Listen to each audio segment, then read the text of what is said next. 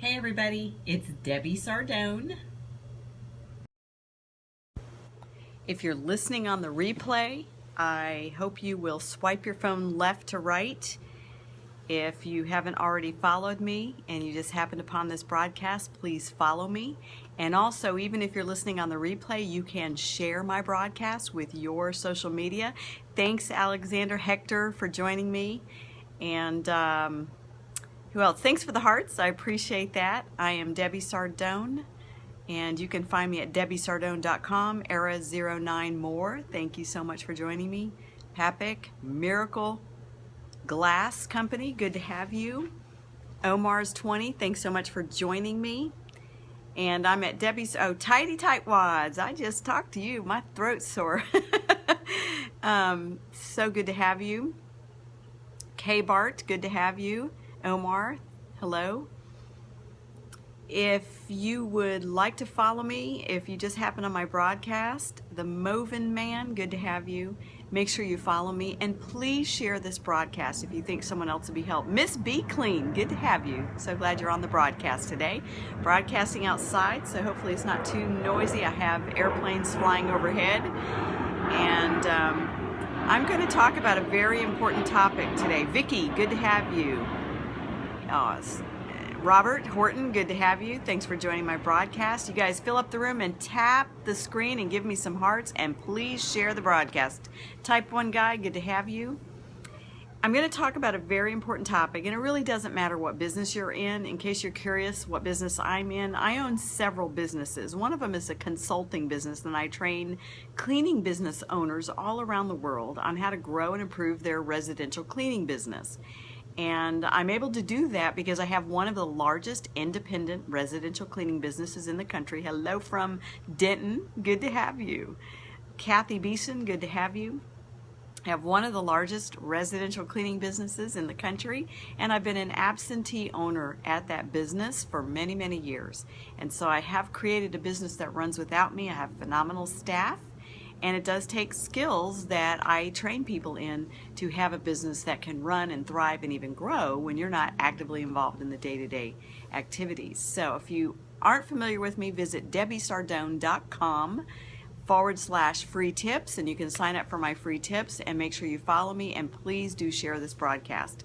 So I'd like to share a book with you today that is just one of my favorite books, and I love to read. I'm always reading business books.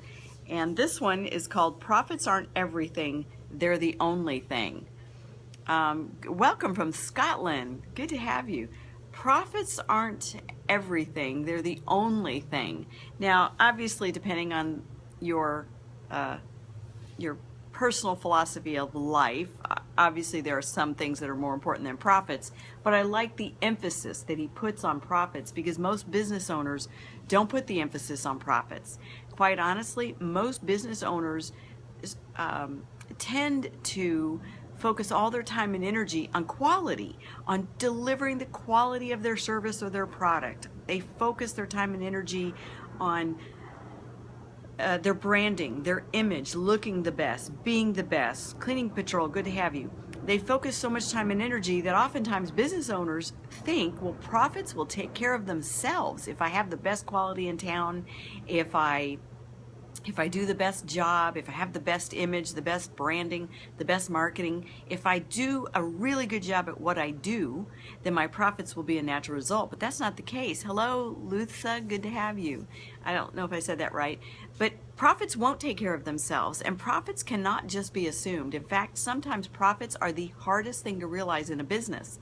Actually, cleaning quality or quality of any kind can oftentimes be the easy part, and profits become elusive. It's like, how come there's never any money left over for the owner? How come there's never anything to pay me? Or how come there's never enough to pay me? Hello, Miss Banks, good to have you. And I think that one of the problems is owners don't focus on profits primarily. Good to have you, Tamika. So good you're here. How'd you start my business? I started my business out of the trunk of my car over 30 years ago, cleaning houses myself. And then I built that business to well over $1 million a year. And now I'm an absentee owner, and I train cleaning business owners all over the world how to grow their business and improve their bottom line and improve their profits. And that's what I do. Thanks so much for sharing on social network. Hello, Denise. Good to have you. And if profits don't become a #1 priority for you, I can promise you, because of the day-to-day activities, involvement, and tasks of a business owner, the profits will fall by the wayside, and you'll be scratching your head every month wondering, how come I don't make any money? How come I work so hard for so little pay? And that's because profits aren't emphasized.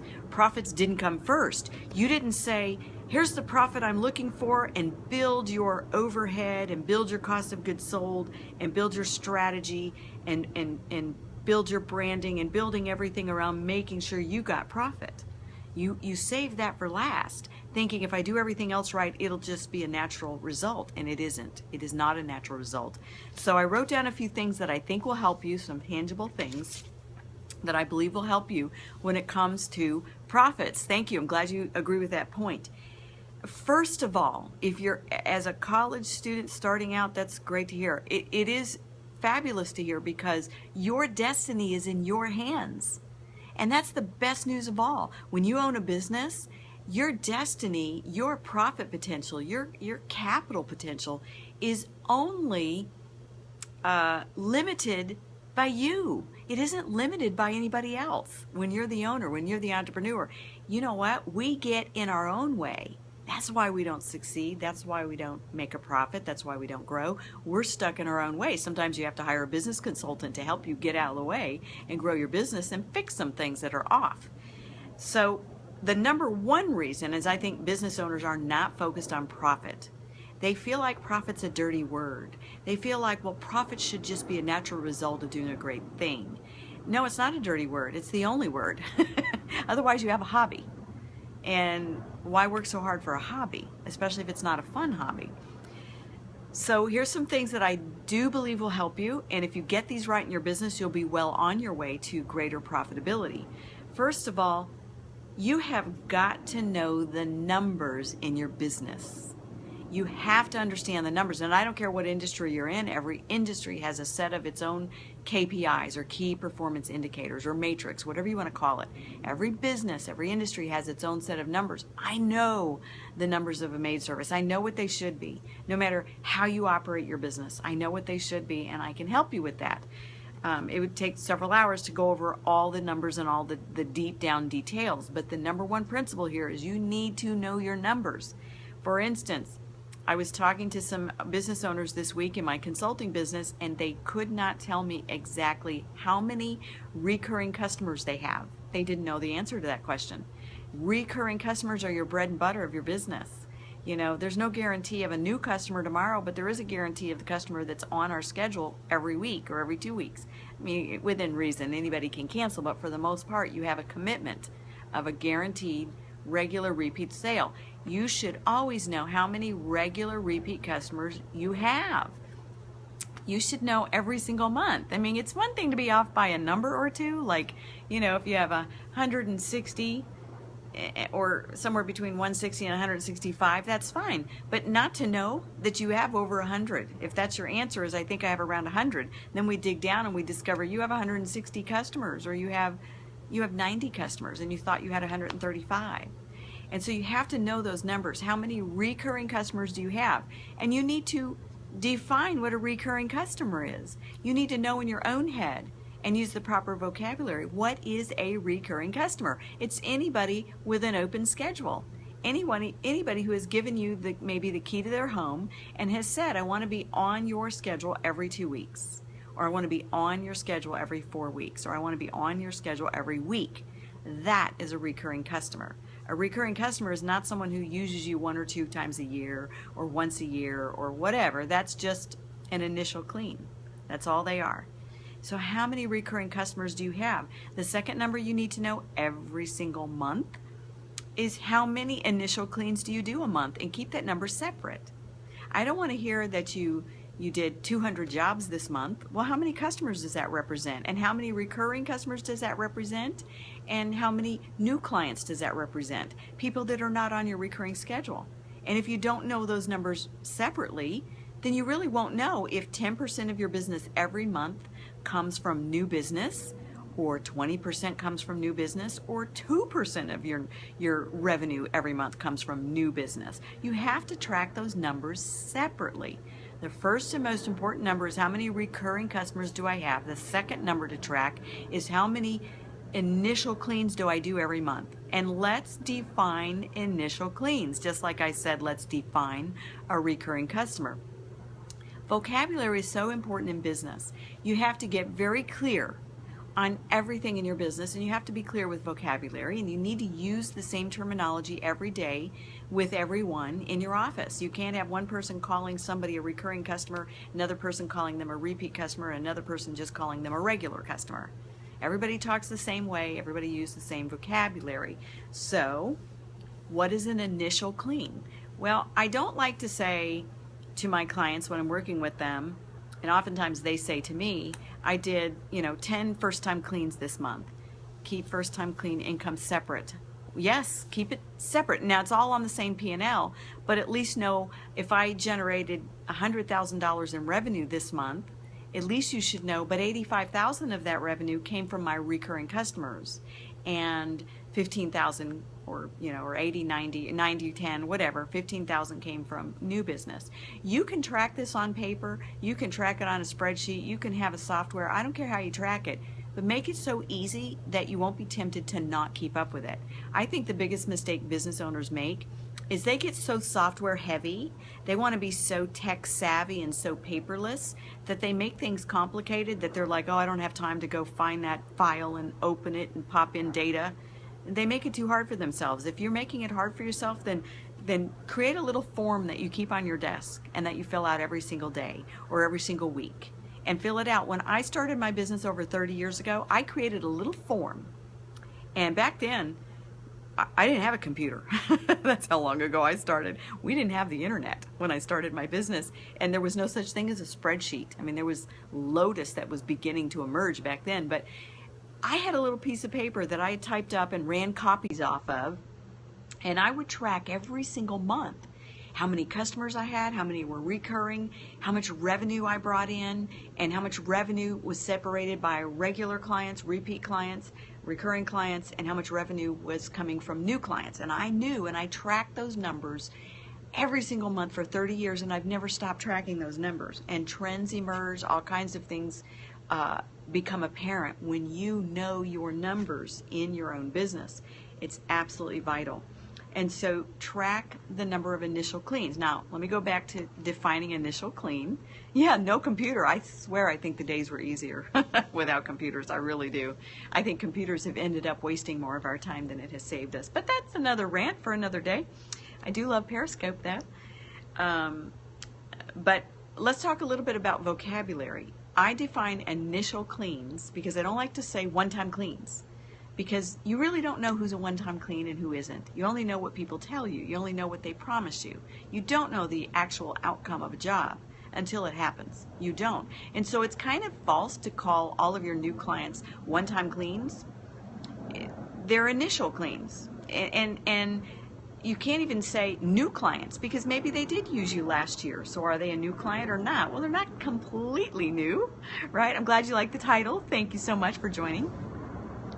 So define your terminology, get specific, get accurate, and use it all the time. I like to use the term initial cleans. Why? Because they could be a one-time clean. That would be the example of a move out, move in, move out clean. They're a one-time because they're moving out of the area and I'm never going to see them again. But they're an initial clean.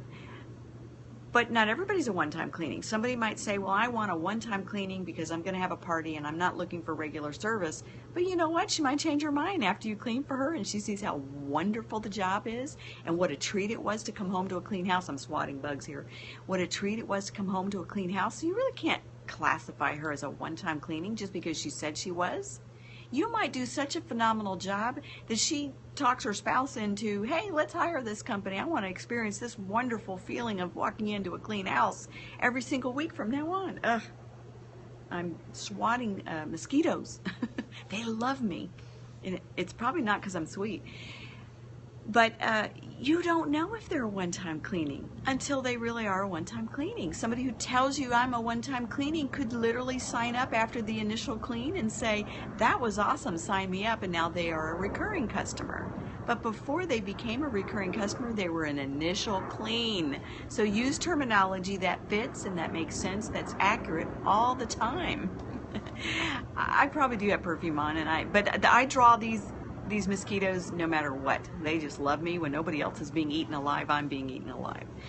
So get your terminology right. Make sure you define initial cleans, and that's anybody who's not on a recurring schedule.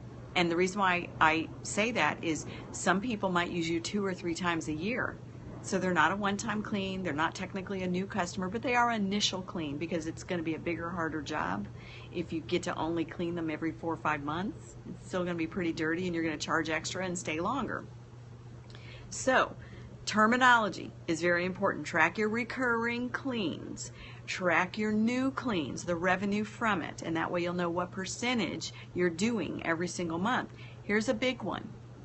You have to know your labor cost associated with generating that revenue. If you're in the cleaning business, you have to identify that number and separate it from all payroll costs, because you might be a payroll item and you don't clean.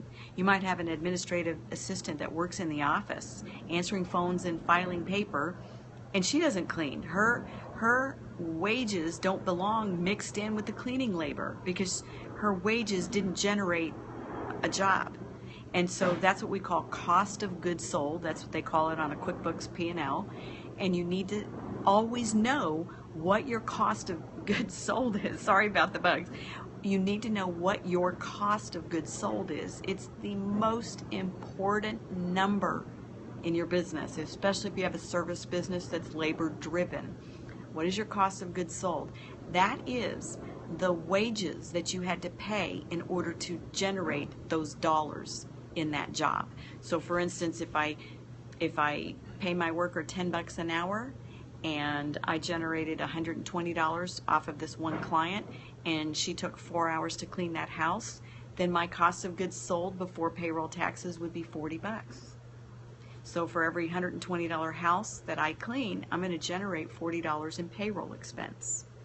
And so you have to keep that number. You have to know what it is. It needs to be pure. The number will be completely off if you're mixing other wages in with the cleaning labor. Oftentimes when I look at business owners' P&L, I will see mixed in with the cost of goods sold, administrative staff salaries, and owner's salary, and you didn't generate any cleaning revenue. So keep those numbers separate. So what am I trying to say? I mean, I could go on and on for 3 hours about your P&Ls and tracking your numbers and identifying where your sales are coming from, where your repeat business is coming from, and where your new business is coming from, and how much that dollar is. The bottom line is every business has numbers. You have to know what they are, and they really should be available at your fingertips. You should look at those numbers every single month so that you know if you're on track or if maybe your cost of goods sold is getting out of whack. Then you can find where your profit leaks are. All of this is for one reason only. Where'd all the profit go? You can identify where if you know where your revenue is coming from, where your overhead expenses are coming from, and where your cost of goods sold is coming from. And one more number that's important to track is precisely how much money you spend on marketing. That's another number. We'll talk about that at another time, but that's another number that needs to be tracked very meticulously, very carefully, and it needs to be tracked purely. If you order 1,000 business cards, don't write that off to marketing, because all that is printing. That's just office supplies. A business card doesn't market itself, so that's not marketing. So I hope that helps. Profits aren't the book. This is the book I recommend. Profits aren't everything. They're the only thing. And I don't care how much money you make. I don't care if you're generating 100 grand a month or 20 grand a month in your business. How much do you keep as the owner? Because that's really what matters. If you generate 20 grand a month and you get to keep 10 grand a month and pay yourself, and that's owner profit, hey, you're killing it. Versus the person who's maybe generating $100,000 a month and the only thing left over for the owner is like 5 grand, you're not killing it. You're killing yourself. for not enough compensation for the amount of hard work and heartache and blood, sweat, and tears that you pour into your business. So make sure you know your numbers. Make sure you are committed to making sure they're accurate, and look at them every month. Don't look at them once a year. That's not enough. Don't look at them once a year with a CPA. At tax time, look at them every month and analyze them and make sure you're on track. I hope this was helpful today. If it was, please share this. If you're listening on the replay, you can still share it. Please follow me. Even on the replay, hey, thank you. I'm glad you enjoyed it. Even on the replay, you can tap, tap, tap and give me a whole bunch of hearts. Thanks, Denise. I'm so glad you liked the tips. And Ms. Banks, so glad you liked them. But please follow me. Join my email list. Go to DebbieSardone.com/free tips. And I will say that I probably won't be periscoping for a couple of weeks. I'm not happy about it, but it's just something I'm not going to be able to do for a couple of weeks.